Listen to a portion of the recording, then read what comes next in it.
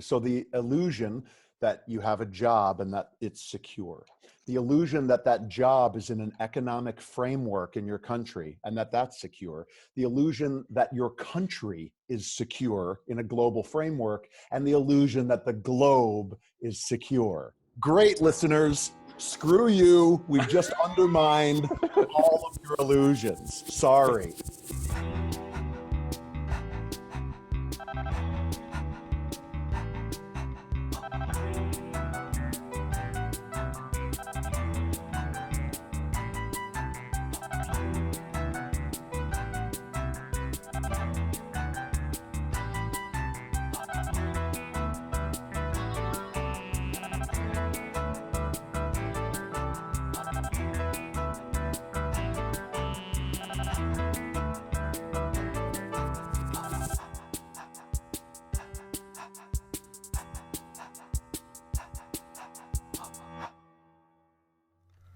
Greg Bennick, as with the guest on our last episode, Lyla Rothschild, also works for the Ernest Becker Foundation.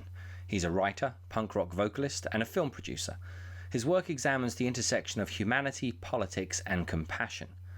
Currently, Gregg is writing the first official biography of philosopher, cultural anthropologist, and Pulitzer Prize winner Ernest Becker, who dedicated his life to understanding the complexities of anxiety and unraveling human aggression.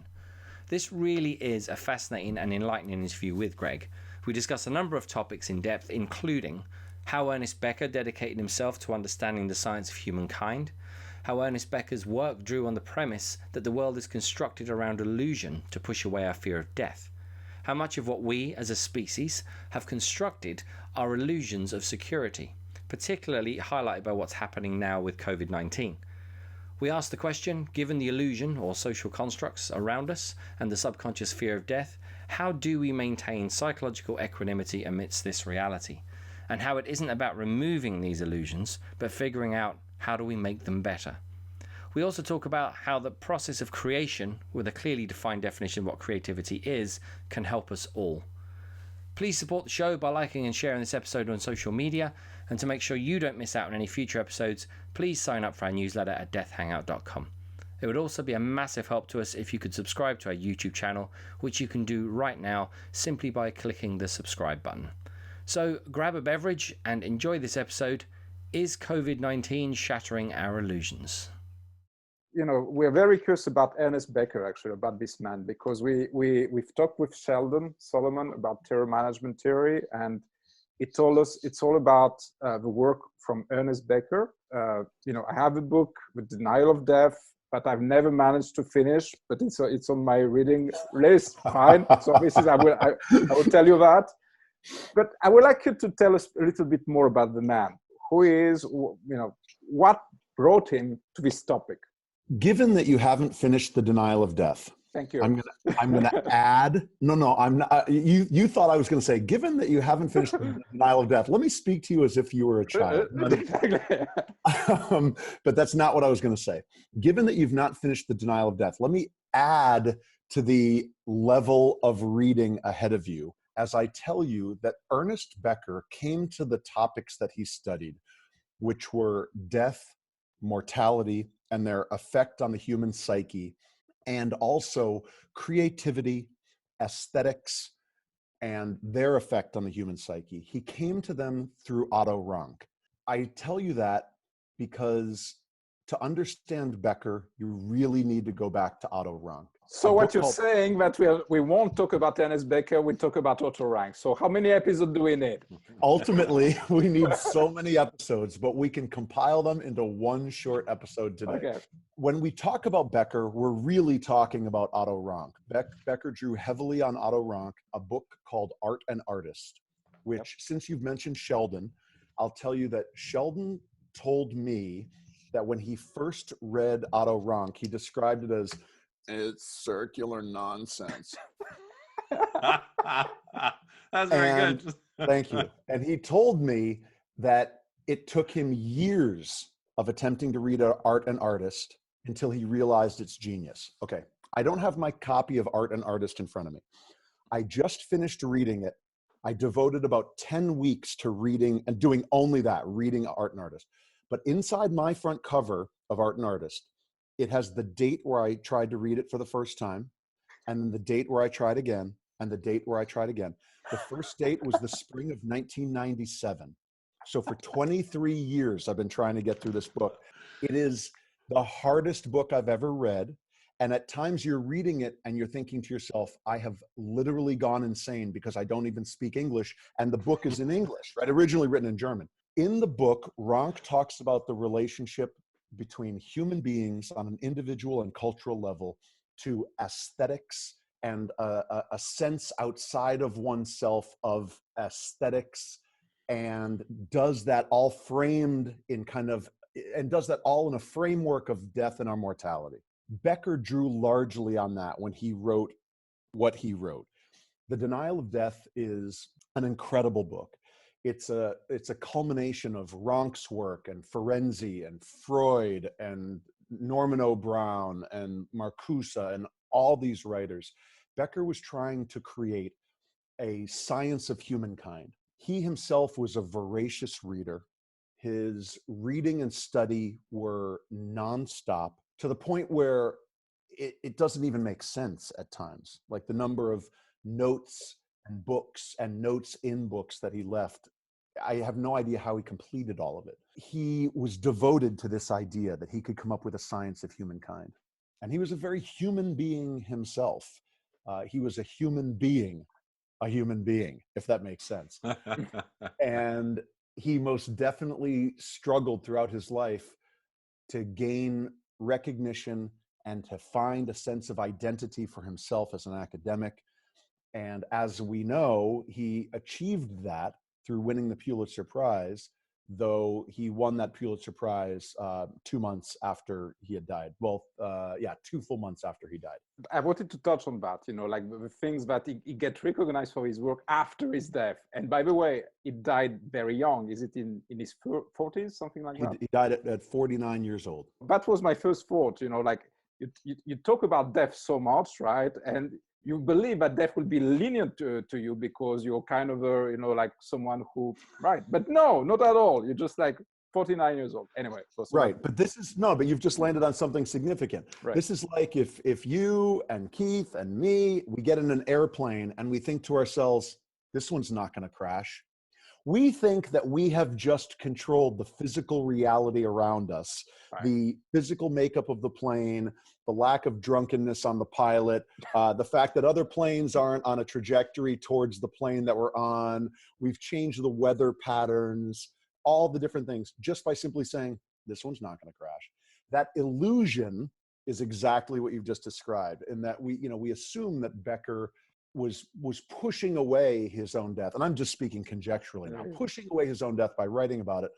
But ultimately, for whatever factors caused his cancer, he died of cancer. Now, some might say it was, a lack of self-care that did that. Others might say it's genetics, whatever it might be. We can't push away the inevitable, regardless of our perceived strength of our own illusions, if that makes sense. And that's an important point, because we surround ourselves with illusions.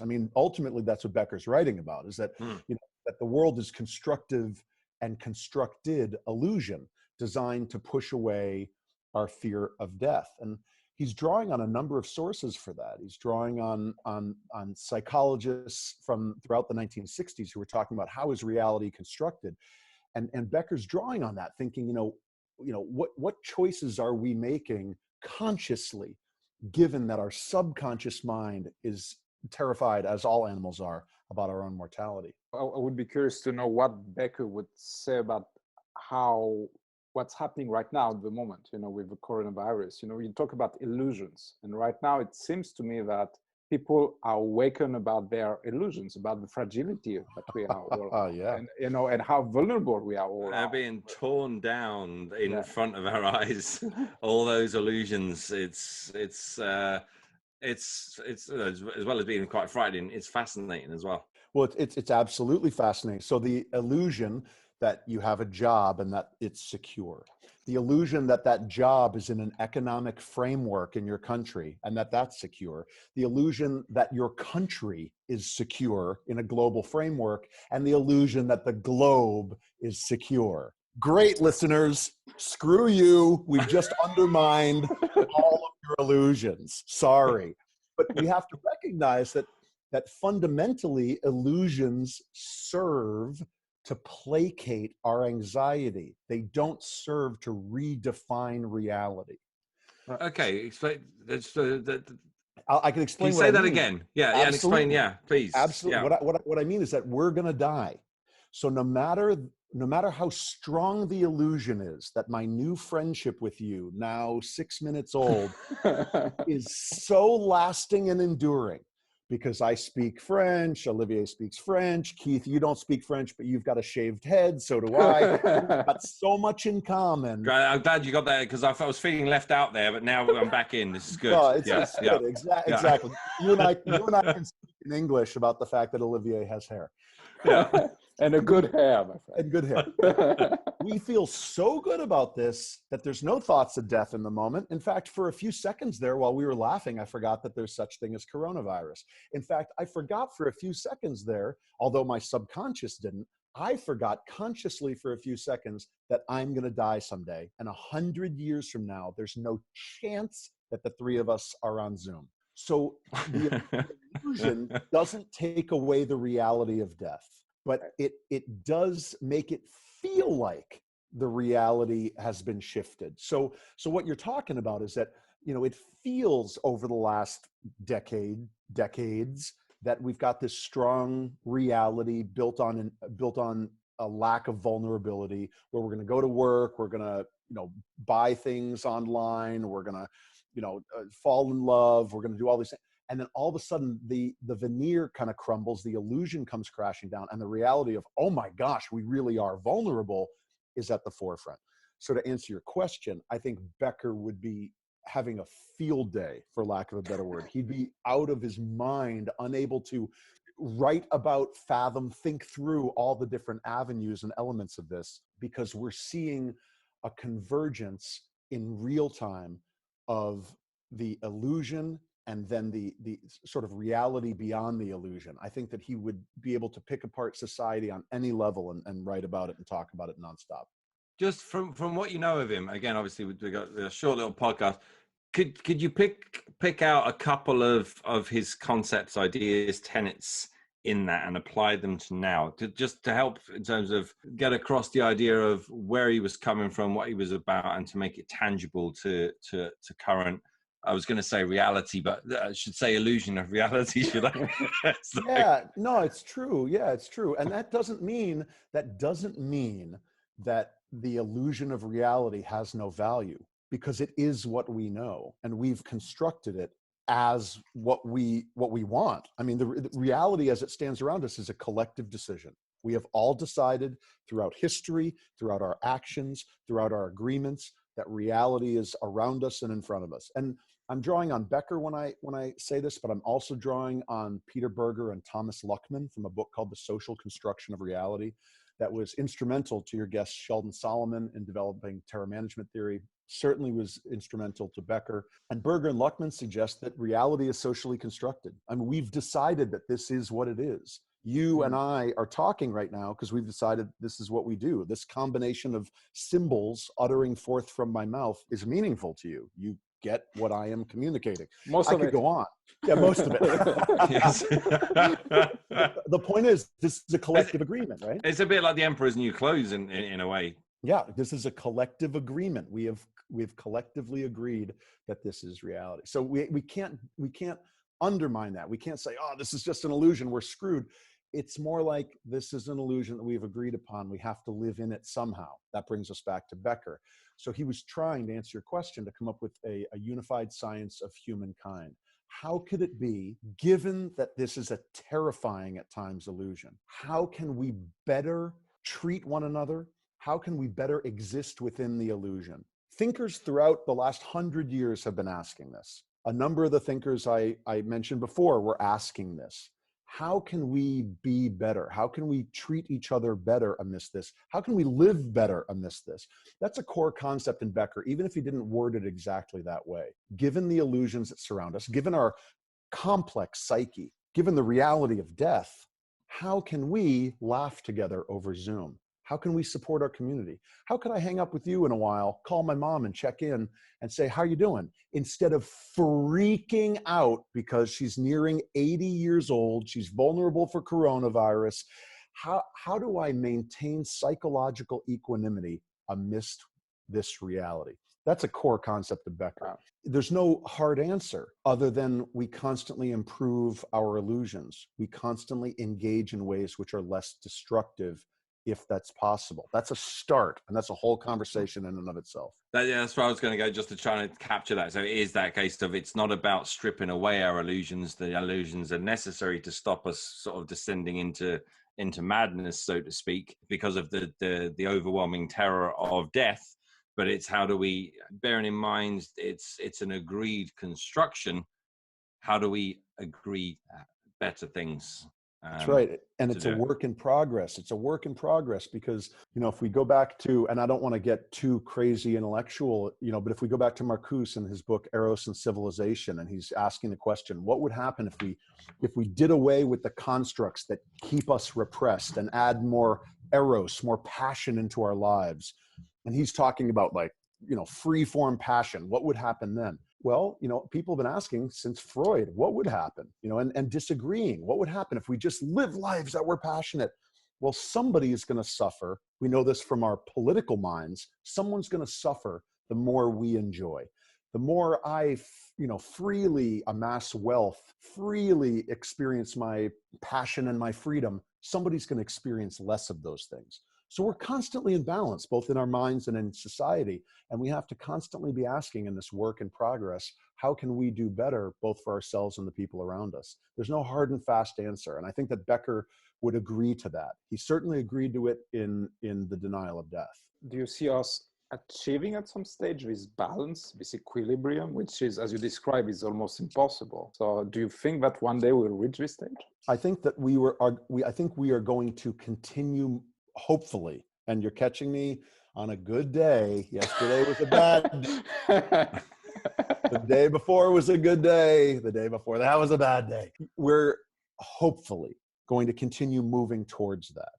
I think that we have an unprecedented opportunity right now to really think about culture, think about the choices we've made, think about the illusions that we've adhered to. And if we take out the word illusions, think about the social constructs that we've adhered to. Which ones work for us? Which ones don't? Does it make sense that people everywhere are told you have to have 6 months of salary saved in the bank in case there's a disaster, and yet 1 week into a global economic calamity, major corporations are begging for bailouts? Something about that doesn't seem right to me. Maybe we're out of balance there. Hopefully we'll come back into balance somehow in that regard. There's 100 of those examples right now. So I'm hoping, and again, you're catching me on a good day where I believe this is possible, that this is going to be an incredible learning opportunity for us, and that the trajectory of history towards betterment will continue more as a result of this pandemic experience. Talk to me tomorrow. And okay, so tell no, but that's good actually. Tell me about yesterday. Tell me, you on a bad day, what happens then? I was just going to say, catch me tomorrow, and I might be like shutting the computer down and running for the hills. But okay, so on a bad day, I think to myself, humanity wavers between its good intentions and its bad intentions, or maybe more simply put, its good nature and its bad nature, its propensity for love or its propensity for selfishness. And I know that I'm speaking over, and I'm oversimplifying. But on the bad days, I think to myself, oh my gosh, our leaders are only in it for themselves, right? And that's very pessimistic and patently untrue across the board. Some leaders are. There are some leaders, and I'm from Seattle, Washington. There are some leaders in the Seattle area and some politicians who are kicking such butt right now with coronavirus and the response to it, that it far overshadows the response of the federal government. So I don't want to make a patent across the board statement about our leaders. But on a bad day, I think, oh my gosh, I'm in it for myself. I got to protect myself because that's what the leaders are doing. But if I'm only in it for myself, what about all the people around me? I got to protect myself from them because my neighbor's only in it for himself. Where's the gun store, right? And then all of a sudden it's like, madness. Then I'm down the rabbit hole and I'm like hoarding rice and pasta and I'm going crazy, right? Right. That's not a way to be. Admittedly, last week I did have a moment where I like rushed to the store and I'm like, I'm going to buy 5 boxes of pasta. I'm like, wait a minute. I haven't eaten 5 boxes of pasta in the last 3 years. Why am I going to eat that in the next 2 weeks? We have to calm our conscious mind in the midst of those bad moments. Because, you know, Becker would suggest that our responses to our subconscious or unconscious rage, I'm putting words in his mouth, can be really destructive. I mean, he talked about this in Escape from Evil, which is a book more on the social side of his ideas, whereas Denial of Death is more on the individual side. We can be incredibly destructive to the world and the people around us if we're not careful. And the beauty of it, and Sheldon and terror management theory talk about this, we have vast intelligence, ability to think and reason. We can think and reason through situations as long as we don't let ourselves get overwhelmed and act impulsively all the time. What you just described, this act impulsively, isn't it how we are wired? You know, like this survival mechanism just to act emergency, like there's something urgent, there's a fear, so I react to that, and this is how I'm built and wired. So, you know. Yes. Okay. Yes. And yes, that may be true, but I'm also blessed with a rational intelligence. And I don't mean Greg is intelligent. I'm a human being. Therefore, I have a rational thinking / intelligent mind, which means I don't have to say to you, your hair care products are obviously working. I don't have any. Send me yours right now. Or I'm going to come take them. In fact, I'm hanging up. What's your address? I don't even need your address. I'm just going to go. And already I'm in this frantic, panic, subhuman kind of mode. My rational brain goes, that's right. Okay. So maybe Olivier and Keith have things that I don't. I wonder what I could offer to Olivier and Keith that they don't have. All of a sudden we're talking about community. All of a sudden we're talking about interactive support of one another. So, and to me, this is how do we achieve that? You know, based on, do we have an answer from Ernest Becker here to say, okay, how do we achieve this sense of community, of, you know, compassion, I don't know, like human values that we have, and not go to this frantic, panicking, fear-based response that we may have as well. So Ernest Becker, I don't want to blow the ending. Spoiler alert, everybody. Oh, please. Well, no, come on. You're never finishing this book. Oh, come on, please. You know, I go to Audible otherwise, and I would just go at the end and listen to it. So Becker ends the denial of death essentially on a question. Okay. He asks us, perhaps the best we can do is fashion something, an object or ourself, and offer it, so to speak, to the life force. And I'm paraphrasing him, but what he's suggesting is maybe the best we can do is keep creating, keep doing, keep moving forward, knowing that there are failures at every turn. But if we use our rational mind, and again, I'm putting words in Becker's mouth, but if we use our rational mind and kind of reflect continually on our actions and continually move forward, culturally, individually, some days are going to be down days. Other days are going to be up days. We're going to have selfish moments. We're going to have community loving based moments. But perhaps the best we can do, and again, he's drawing on Otto Rank and his work on creativity and aesthetics here, the best we can do is create art of ourselves and of this world. And I don't mean, oh, let's just paint paintings and everything will be okay. Because let's be realistic. We're in a time right now that has never been more dichotomous, more divisive in terms of polarized. Yeah. Oh my gosh, more polarized in terms of privilege. The three of us are sitting here chatting about coronavirus and its illusions falling. We are not right now on the front lines in a hospital, saving people's lives, risking our own lives, or going to a job that is risky for us.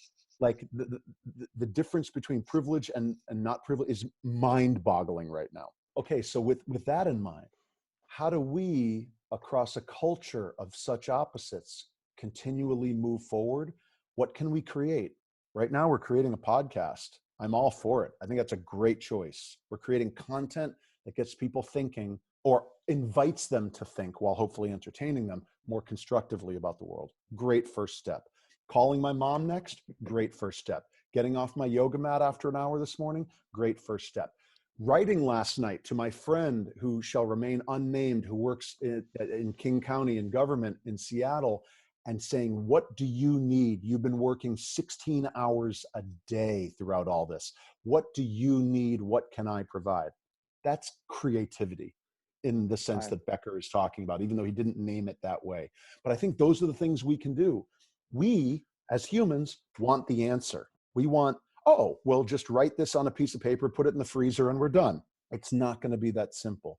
This is an ongoing process, the process of human being or being human.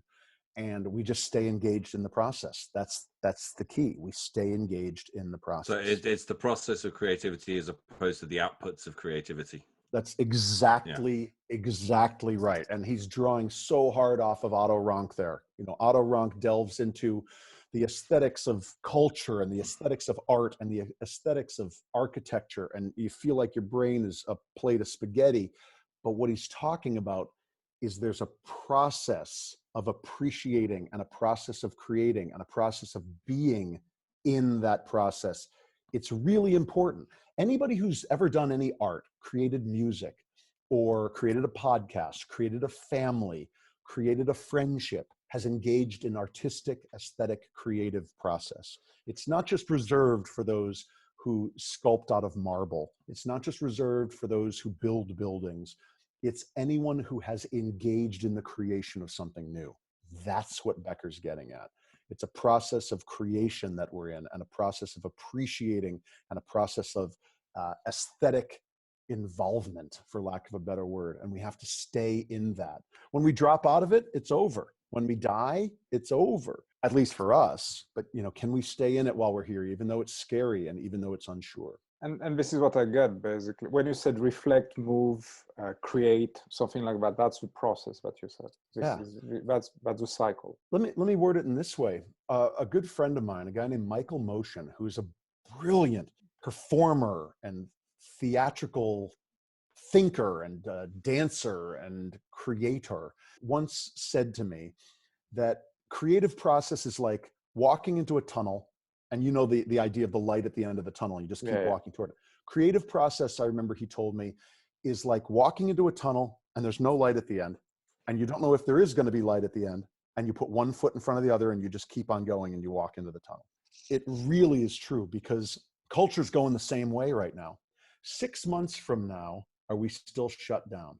6 months from now, are we alive? 6 months from now, are we dead? 6 months from now, are we happy? Are we sad? We have no idea.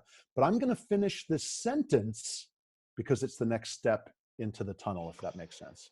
I so much love that, actually. I so much love that. Because me and Keith, we work in this training, coaching area where you have people working on themselves so much, you know. And there's always this notion of, oh, there's a light at the end of a tunnel, you know, like elevate your consciousness, be in the light. There's you know, this sense of evolving and so much. But right now we are in times of uncertainties and comfort. We don't know what's next, basically. We don't know. There's no guarantee that there's light. But what we have to do is still keep going without knowing, with the uncertainties, with the fear, whatever. We still need to do the right thing. And that's without no guarantee that there's a light at the end. And how do we even know, for example, that this podcast is recording? How do we even know that the electricity will be on in 30 seconds so that our computers don't shut down and the whole thing is missing? We simply don't. But we're carrying on and continuing as if it will, because we really want it to. And that's enough to keep us going in the moment. If you enjoyed this week's episode, again, please support the show by signing up at deathhangout.com or clicking on the subscribe button on your screen.